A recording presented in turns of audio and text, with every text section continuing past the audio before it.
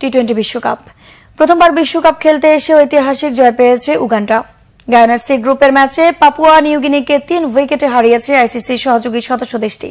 প্রতিপক্ষকে 77 রানে all out করে 4 বল আগে 7 উইকেট হারিয়ে লক্ষ্যে পৌঁছায় উগান্ডা। গায়ানার প্রভিডেন্স স্টেডিয়ামে টস জিতে পাপুয়া নিউগিনিকে ব্যাটিংয়ে পাঠায় উগান্ডা। বিশ্বকাপে নিজেদের প্রথম ম্যাচে ওয়েস্ট ইন্ডিজের কাছে 5 উইকেটে হেরে যাওয়া পাপুয়া নিউগিনি পুরো 20 ওভার খেলতে পারেনি। উগান্ডার নিয়ন্ত্রিত বোলিংয়ে 19 ওভার 1 বলে 77 রানে অল আউট হয় তারা। লেগে সিয়াকা 12, হিরি 15 ও ক্লিপিন টোরিগা 12 করে 2 অঙ্কের কোটায় পৌঁছাতে পারেন।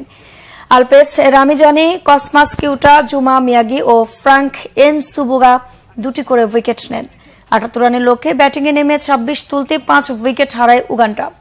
এরপর জুমা মিয়াগি 16 বলে 13 ও রিয়াজত আলী শাহ 56 বলে 33 করে আউট হলে কেনেথ ওয়াইসা ও অধিনায়ক ব্রায়ান মাসাবা 13 বলে 3 রানের সমীকরণে 10 বল হাতে রেখে মিলিয়ে নেন।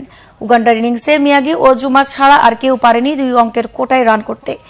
নিজেদের প্রথম ম্যাচে আফগানিস্তানের 183 রানের জবাবে 58তে অল আউট হয়েছিল উগান্ডা।